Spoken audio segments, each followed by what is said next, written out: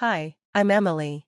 Coming back to my hometown after college should have felt comforting, but stepping into my late father's house felt more like entering a cold, unfamiliar place. My stepdad Paul, his wife Susan, and their kids Mark and Lucy had turned the house into something I barely recognized. The warmth and happiness that once filled the house were gone, replaced by a heavy, uncomfortable silence that felt like it was choking me.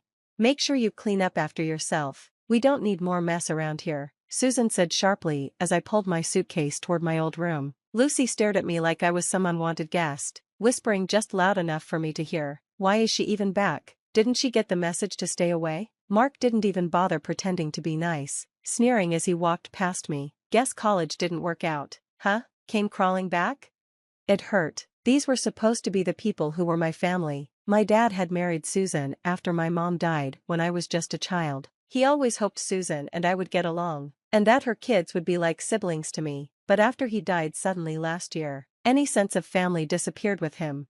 I mostly kept to myself, spending time in my room or hanging out with friends, but the more I tried to avoid problems, the more they pushed me out. They moved my things from shared spaces, threw away my food by accident, and made sure I felt like a stranger in my own home.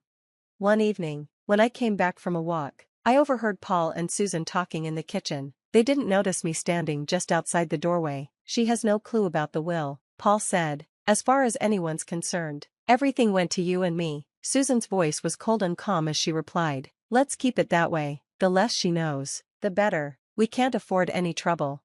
Trouble? My father's will? They were hiding something important. The truth hit me hard. Not only did they not want me here, but they were also trying to keep me from finding out something that might actually belong to me. That night, lying in my old bed, surrounded by boxes I hadn't unpacked, because I never felt at home, I made a decision. I couldn't stay here any longer, not with them. I started planning my escape. I didn't know where I would go, but I knew I had to leave. The next morning, I met my best friend Jamie at the local cafe, and we looked through rental listings. Jamie placed a comforting hand on mine and said with a smile, "You know you can always stay with me until you find a place." "Thanks," I replied. "I might just do that," I replied, trying to force a smile. It was a huge relief to know I had at least one ally in this town. The coffee shop buzzed with the lively chatter of people starting their day, a stark contrast to the suffocating silence at Paul's house. Here, I could breathe. Here, I could think. As I sipped my coffee, a plan slowly began to take shape in my mind. I needed to uncover what they were hiding about my father's will. But first, I had to secure a new place, a safe space where I could regroup and prepare for whatever was coming next. Moving into my tiny apartment felt like stepping into a completely different world, a small, cramped world, but it was mine. The freedom was thrilling, even though the financial pressure was real. I scraped by with an online business, selling handmade crafts I'd started making as a hobby. It wasn't much, but it was a beginning, a step towards something bigger, something that belonged to me. One chilly morning, while updating my online store, I remembered something my dad used to say: "Always carve your own path. No matter how tough it gets, keep your chin up and push forward." His words felt like a soothing balm to my tired spirit. He had always been my source of strength, teaching me how to be resilient when life threw challenges my way. With his advice echoing in my head, I knew it was time to deal with the situation at the house. I needed answers, and there was only one place I could get them. I made an appointment with my dad's lawyer, Mr. Thompson, hoping he could help me figure out what was really going on. Sitting across from him in his office, surrounded by the scent of old books and leather, I felt a mix of nervousness and hope. "I've been wondering about the house," I said, trying to keep my voice steady. "I have concerns about how things were handled after my father passed." Mr. Thompson adjusted his glasses and pulled a thick file from his desk drawer. "Well, Emily, according to your father's will, the house was left entirely to you."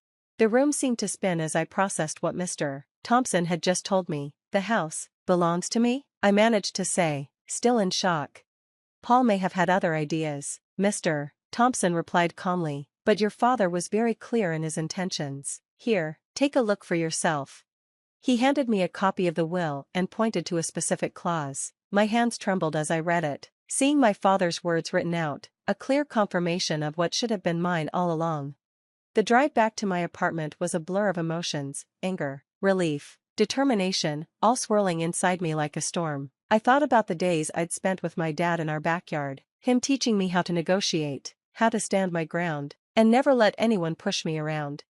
You've got to stand tall, Emily, he would say, no matter what. Armed with the truth and my father's lessons, I knew what I had to do. This wasn't just about the house anymore. It was about exposing Paul for the liar he was and for dishonoring my father's memory.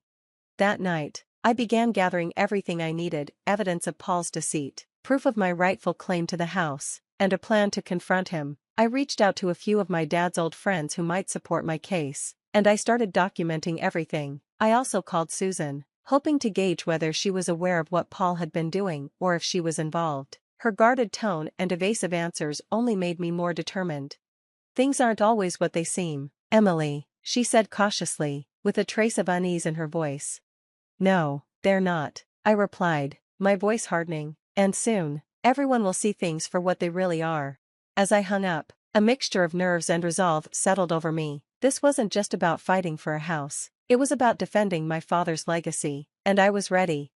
The following weeks were a whirlwind of activity. I went through boxes of my dad's old papers, finding receipts, emails, and letters that hinted at just how deep Paul's deception ran. Every piece of evidence was carefully organized and catalogued, building my case bit by bit. One evening, while sifting through a box labeled tax documents, I found a letter from a family friend, Mr. Henderson, addressed to my father. The letter detailed a conversation with Paul, where Paul had openly stated his plan to convince everyone that the house should belong to him and Susan after my father's passing. It was the smoking gun I needed. The next day, I met with Mr. Henderson, who was more than willing to provide a sworn statement recounting his conversation with Paul. Armed with this new evidence, I called my cousin Alex, who specialized in real estate law. We met at a small cafe downtown, where I laid out everything I had uncovered. Emily, you have a strong case here, Alex said, reviewing the documents. Based on this, Paul's actions could easily be considered fraud. You have rights, and we can fight to enforce them. With Alex's help, we drafted a formal letter to Paul, asserting my legal claim to the house and warning him of the consequences if he continued with his dishonest tactics. It felt incredibly empowering to finally take decisive action, knowing I was on solid ground. But the real turning point came when I decided to confront Susan directly. If she truly didn't know the full extent of Paul's schemes, she deserved to. One afternoon, I invited her to meet for coffee, hoping that in a neutral space, we could talk openly. Susan, I found something troubling in my father's documents, I began, carefully watching her reaction. There are inconsistencies in what Paul has told us about the house. According to my father's will, the house was left to me, not to Paul. I have the documents to prove it. Susan's face turned pale, her eyes flickering with a mix of surprise and confusion. I had no idea, she stammered. Paul told me the house was left to both of us, to secure our future. I understand this is hard to hear, and I'm not trying to start a conflict, I said, keeping my tone calm but firm, but you deserve to know the truth. I think Paul has misled both of us. Susan was silent for a moment, then slowly nodded. I need to think about this, Emily. If what you're saying is true, I need to reassess a lot of things.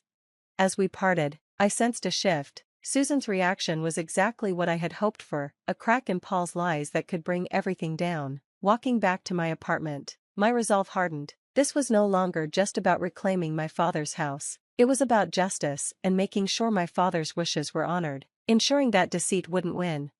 The day of the confrontation felt like the climax of a storm that had been brewing for months. I had everything prepared, the evidence neatly organized in a folder, testimonies from key people, and most importantly, the support of my friends and family. I invited Paul, Susan, and their kids over under the pretense of discussing family matters. As they settled into the living room, the tension was thick. I began, "Thank you all for coming. There's something important we need to talk about regarding my father's house and his will." Paul scoffed, his arrogance clear. "Here we go again, Emily, what now? More accusations?" I didn't flinch. "Not accusations, Paul, facts." I laid out the documents on the coffee table: my father's will, the letter from Mr. Henderson, and legal assessments. According to these documents, confirmed by multiple legal advisors, this house was left to me, not to you. Paul, you've been lying to everyone. Susan's eyes darted between the papers and Paul. "Is this true, Paul? Did you lie about the will?" Paul's calm exterior cracked, his voice rising in desperation. "It's not like that, Susan. I did it for us, For our future. But Susan wasn't buying Paul's excuses. Her expression hardened as she fully turned to face him, her decision clear in her eyes. Lying about this? What else have you lied about, Paul? I can't do this anymore. She stood up, taking Mark and Lucy by the hands. We're leaving. I need to think about what's best for the kids and me. As they walked out, leaving Paul to deal with the mess he'd created, I felt a wave of mixed emotions. There was a sense of vindication for myself, but also sorrow for Susan and the children. In the weeks that followed, word of Paul's deceit spread quickly throughout the community. He didn't just lose his family, his reputation, once built on the image of a respectable family man, was in ruins. Socially ostracized and isolated, he faced the consequences of his actions. Meanwhile, I moved back into the house, the one that had silently witnessed so much of my life. As I unpacked, I came across a box of old letters and photos, memories of my father. Each one reminded me of his love and presence. It was in this home, filled with echoes of the past, that I truly realized what I had reclaimed.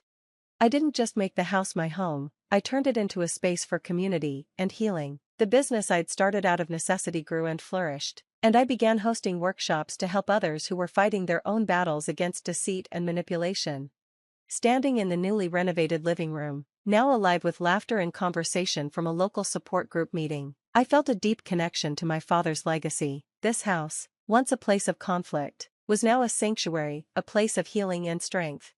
This victory wasn't just about winning back a house or defeating a deceitful stepfather. It was about reclaiming my life, honoring my father's memory, and building a future on the values of integrity and resilience he had instilled in me.